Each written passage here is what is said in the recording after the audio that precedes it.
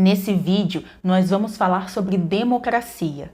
Vamos começar pensando a respeito das raízes desse sistema e depois vamos conversar sobre a democracia nos dias de hoje. E aí, se interessou? Então chega mais! Eu sou Natália Paiva e esse é o canal Mais um Texto. Começando então pelas nossas raízes. A palavra democracia é a junção de duas palavras. Demos, que é povo, e kratos, que é poder. Significa então poder do povo. Isso significa que é o povo quem decide. A nossa grande referência de democracia é em Atenas. Atenas, que inicialmente era governada por reis, passa por uma modificação política. E essa modificação, a gente observa que a política, que era feita dentro dos palácios, escondida dos súditos, agora na democracia ganha a praça pública, que eles chamavam de ágora.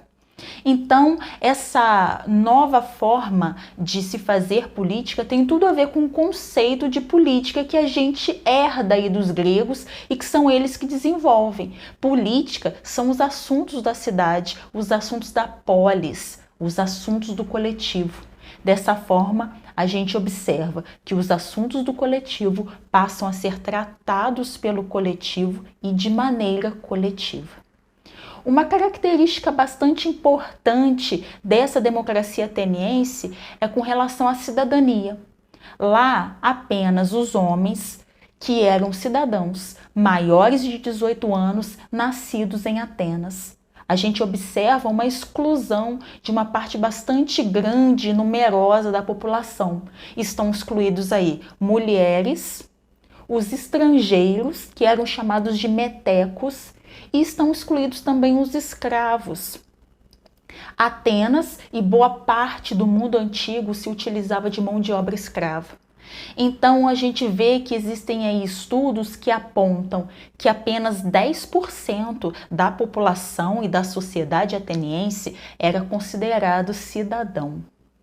Outra característica importante é que a democracia ateniense era direta.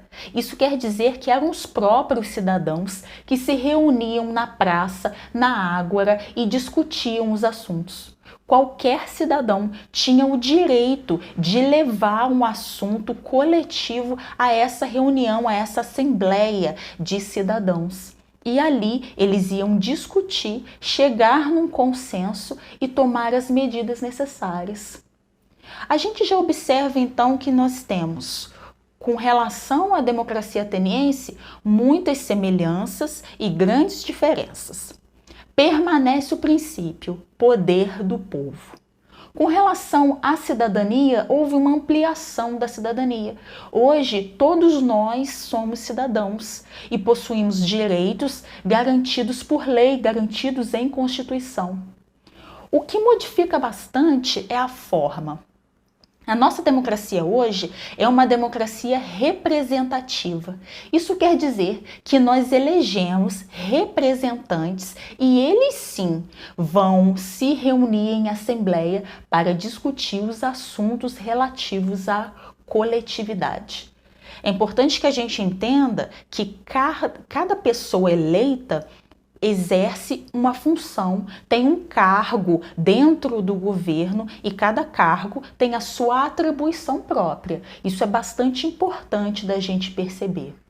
E uma outra questão que é da nossa democracia, é que a nossa noção de democracia está bastante junta com a noção de cidadania e de participação política popular. E é aí que está um dos nossos grandes problemas.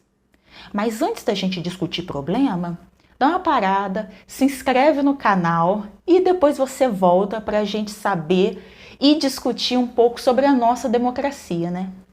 Quando a gente fala sobre a relação entre política, a relação entre democracia e participação popular, sobre a cidadania, a gente está dizendo que o cidadão precisa participar. Acontece que nem sempre o cidadão quer participar. É aí que está o problema. Às vezes as pessoas não querem, acha chato, dá trabalho mesmo. Dá trabalho se informar, dá trabalho se envolver, dá trabalho saber o que precisa na minha cidade, o que está acontecendo no meu bairro, o que está acontecendo no meu país. Existem pessoas que não estão desfrutando dos direitos? Será que eu estou desfrutando de todos os meus direitos? Como é que eu posso fazer para isso melhorar? E mais, é preciso conhecer o funcionamento dessa democracia.